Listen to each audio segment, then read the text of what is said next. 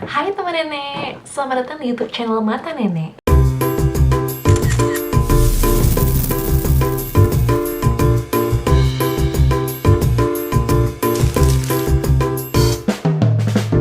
Kalian pernah nggak sih ada yang bertanya-tanya gimana sih cara membuat suatu pakaian yang rapi dan profesional? Rahasianya terletak pada detail yang sering terlewatkan tetapi sebenarnya fungsinya sangat penting, yaitu kelim atau hem. Nah, kita bisa lihat ya teman nenek, di baju yang aku lagi bawa ini baju yang ada di lemari aku, kita bisa lihat jahitannya udah rapi banget ya teman nenek. Ini dia pakai teknik overlock atau diobras. Bagian ini diobras dan dijahit sama dia. Nah, hem ada di bagian bawah baju biasanya, di bagian sini ya teman nenek, di bagian dalam kita bisa lihat. Ini dia lakukan dengan cara mengobras dulu, lalu dijahit, dilipat dan dijahit. Nah, ini adalah salah satu juga teknik hem atau kelim yang umum digunakan, yang akan kita bahas jenis-jenisnya di video kali ini. Video ini akan dibagi menjadi beberapa bagian, di mana kita akan membahas apa itu kelim, kenapa sih kelim itu sangat penting, jenis-jenis kelim, dan bagaimana cara menjahit kelim yang rapi dan profesional. Nah, pertama-tama apa sih itu kelim? Kelim atau hem adalah lipatan pada kain yang menjadi bagian dari proses finishing suatu garment. Bisa itu tas atau pakaian. Bagian besar dari project jahit kamu akan membutuhkan proses finishing atau menjahit kelim ini. Kelim ini juga memiliki banyak tipe ya teman nenek. Bisa double folded hem atau bias tape. Nah, biasanya kelim bisa teman nenek dapatkan pada bagian bawah baju atau pada bagian bawah lengan seperti ini. Nah, ini adalah contoh dari kelim ya. Maaf ya nggak bisa lihat, tapi kalau teman nenek penasaran nih, coba deh teman nenek cari salah satu baju di lemari kalian dan liatin satu-satu. Ada nggak sih bagian bawah yang dilipat ke dalam? Entah itu di bagian bawah baju atau di bagian lengan baju kalian. Nah, oke, udah jelas ya di mana teman nenek bisa mendapatkan kelim dan bagaimana kelim dijahit.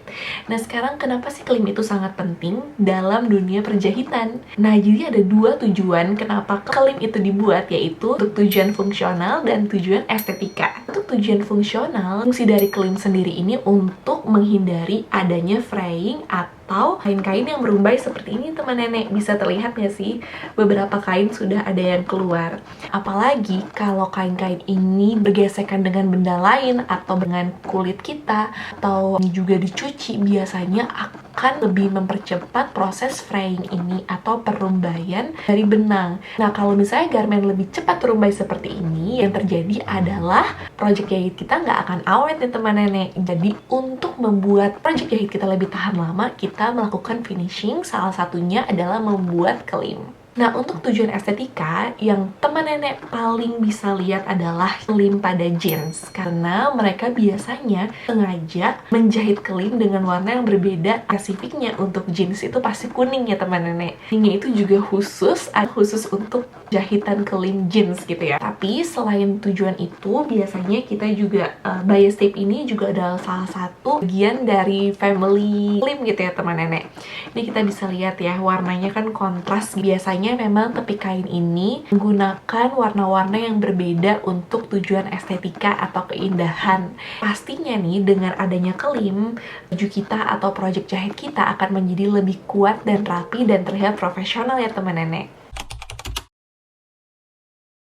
Selanjutnya, apa aja sih jenis-jenis kelim? Nah, sebenarnya ada banyak banget nih teman nenek. Nah, tapi kali ini kita akan membahas kelim-kelim yang umum digunakan. Salah satunya adalah kelim double folded hem. Nah, ini bentuknya seperti ini ya teman nenek. Kalau teman nenek lihat nih, pasti ada deh salah satu baju kalian yang dijahit dengan double folded hem seperti ini. Cara menjahit double folded hem ini yang pertama adalah lipat tepi kain pada garis jahit, lalu disetrika. Kemudian lipat sekali lagi sebelum dijahit dan disetrika lagi. Untuk lebar dari kelim ini bermacam-macam sesuai dengan keinginan ya teman nenek. Nah, setelah itu lanjut kita jahit di lipatan kelim ya teman nenek.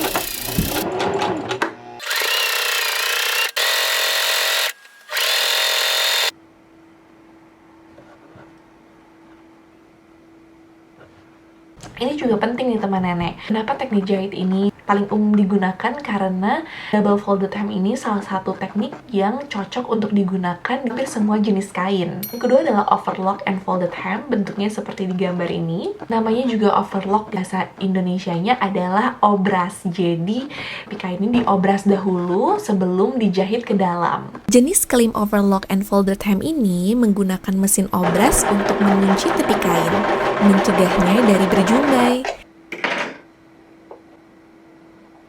Setelah itu, tepi yang telah diobras dilipat ke dalam dan dijahit.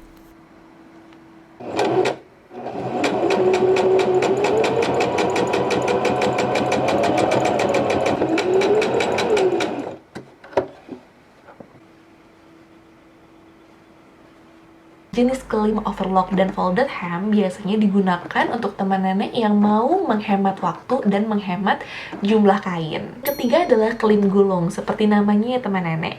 Klimnya itu melibatkan penggulungan tepi kain yang sangat kecil dan kemudian menjahitnya. Biasanya teman nenek akan menemukan klim gulung seperti ini pada bahan-bahan yang sangat tipis dan delicate seperti chiffon atau satin. Penggunaannya biasanya ada di project jahit seperti kerudung atau shawl yang membutuhkan kain-kain yang sangat tipis. Yang keempat adalah bias tape hem atau kita bisa sebut dengan klim bisban gitu ya teman nenek. Ini namanya bisban ya. Dan dimana bisban ini bisa teman nenek beli secara terpisah atau membuat sendiri. Nah, video membuat bisban sendiri dan cara menjahitnya ada video yang terpisah ya teman nenek. Jadi jangan lupa untuk dicek video cara menjahit bias tape. Nah, yang kelima adalah blind hem. Blind hem ini atau bisa kita sebut bahasa Indonesianya jahitan som. Nah, sesuai dengan namanya, blind hem, jahitannya tidak terlihat sama sekali teman nenek, seperti kayak di gambar ini ya. Nah, di sini gambarnya jahitan som ini membutuhkan mesin jahit dengan pressure foot yang khusus atau biasanya menggunakan tangan, dimana itu membutuhkan waktu yang cukup signifikan ya teman nenek untuk penjahitan teknik som ini sendiri. Nah, blind hem ini biasanya digunakan untuk pakaian-pakaian atau project jahit yang ingin terlihat sangat profesional, sangat formal, sehingga jahitannya itu rapih banget dan tidak terlihat. Bagian terakhir adalah tips and trick cara menjahit klim yang rapih dan profesional. Yang pertama adalah gunakan setrika untuk tampilan yang lebih rapi sebelum menjahit, yang dapat menghindari adanya gelembung pada klim dan dapat memberikan hasil akhir yang lebih profesional. Kedua adalah menggunakan warna benang yang sama dengan warna kain, karena hal ini dapat sangat mempengaruhi hasil akhir dari klim kita. Menggunakan benang dengan warna yang serasi atau sama persis dengan kain akan membuat jahitan menyatu dengan kain, menghasilkan tampilan yang lebih halus dan profesional. Kalau teman nenek kesulitan menemukan warna yang persis sama, pilihlah warna benang yang lebih gelap daripada kain daripada yang lebih terang, karena benang yang lebih gelap cenderung kurang mencolok. Yang ketiga adalah menjahit klim dengan tinggi yang sama. Teman nenek dapat menggunakan alat bantu pada mesin jahit agar jahitan tetap lurus.